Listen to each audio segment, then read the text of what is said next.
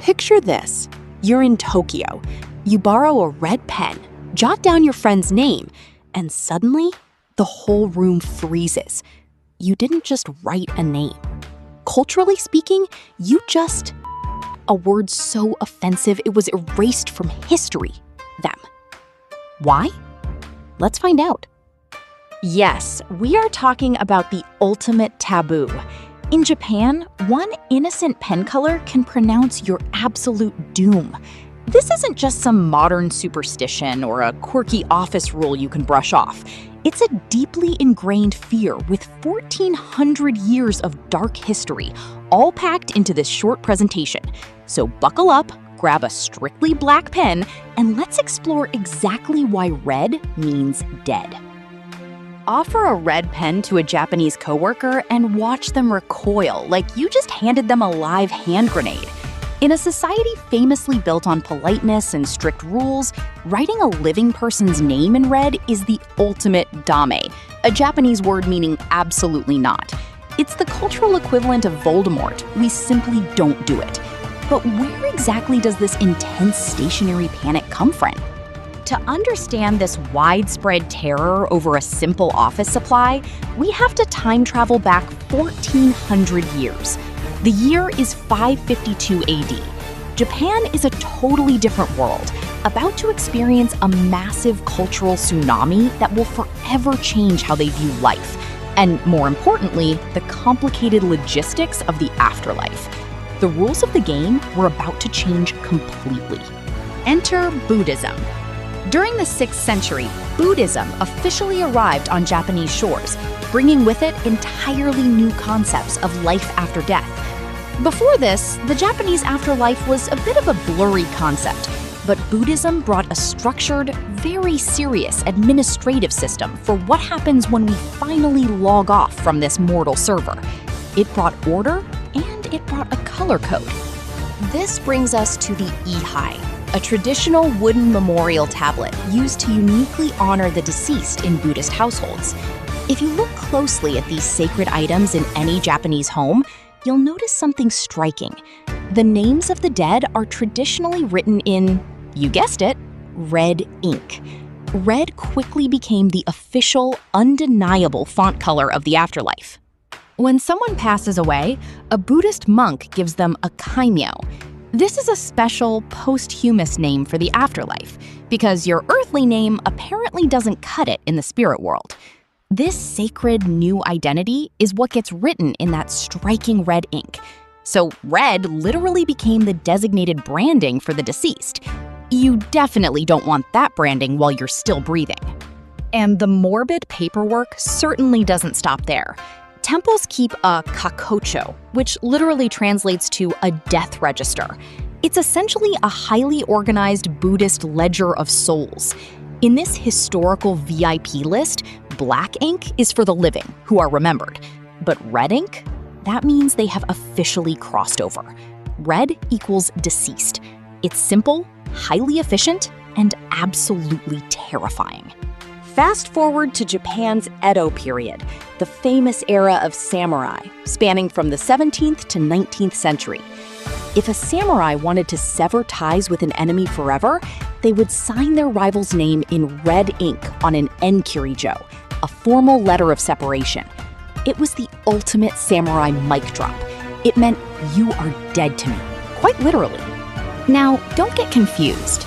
Red isn't always the villain in Japan. At a Shinto shrine, marked by a giant torii gate, red symbolizes life, vitality, and protection from evil. But at a Buddhist temple, marked by completely different architecture, red represents death. Context in Japan is everything. It's like wearing white to a Western wedding versus wearing white to a funeral. Even today, you'll see beautiful shuin, or vermilion stamps, eagerly collected by visitors at shrines. In these holy spaces, the red ink is considered sacred and is said to bring good fortune. But remember the golden rule. Collecting aesthetic stamps is fine, but writing your buddy's name with that same red ink, that is crossing a very dangerous invisible cultural line. Imagine going to a beautiful Japanese wedding filled with joy and celebration. You sign the guest book in red ink. Congratulations! You just subtly wished the happy couple a swift journey to the grave on their best day.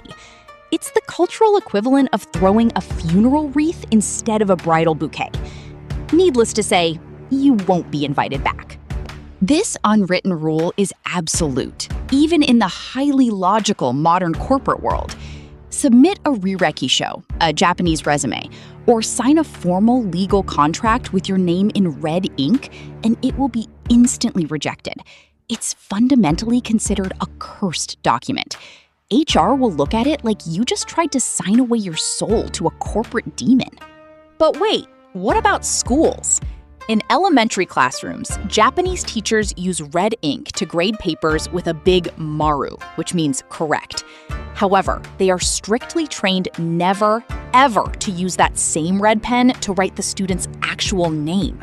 The paranoia is practically drilled into their heads from childhood, ensuring the taboo survives another generation. Let's look at a boseki, a traditional Japanese tombstone. Sometimes families pre-buy their graves. To clarify that a family member is still breathing, their name is carved but painted red. When they eventually die, the red is painted black. Basically, having your name in red on a rock means you're just sitting in the waiting lobby for death. Interestingly, this color coding of mortality didn't actually start in Japan. It was born in ancient China and spread to Korea. But while neighboring countries might just consider it bad luck or poor taste, Japan took this imported concept and hyper-focused on it, turning it into an absolute, unbreakable societal rule that dictates everyday life. Historically speaking, Chinese emperors would sign the execution orders for shikeishu, which means death row prisoners, using, of course, crimson ink. The visual connection between red ink and a literal death sentence was so strong, the ominous symbolism permanently stained the culture of the entire region. It is, quite literally, the ultimate red flag. So, writing a living person's name in red isn't just a minor etiquette mistake, like using the wrong fork at a fancy dinner. It visually and historically pronounces their death. You are symbolically putting them in the death register, carving their name on a tombstone, and signing their execution order, all with one careless pen stroke. The survival lesson here is quite simple for anyone visiting, studying, or working in Japan. Use a humble pencil. Use blue ink. Use professional, boring black ink. You can use literally any color in the entire rainbow, except red. Treat that red pen like highly radioactive material whenever human names are involved. And that is the bloody history behind Japan's most common stationary taboo. If you enjoyed this dark dive into cultural rules they definitely don't teach you in standard JLPT textbooks, hit subscribe. We have plenty more Japanese mysteries to unravel. Until next time, stay safe out there. And seriously, check your ink.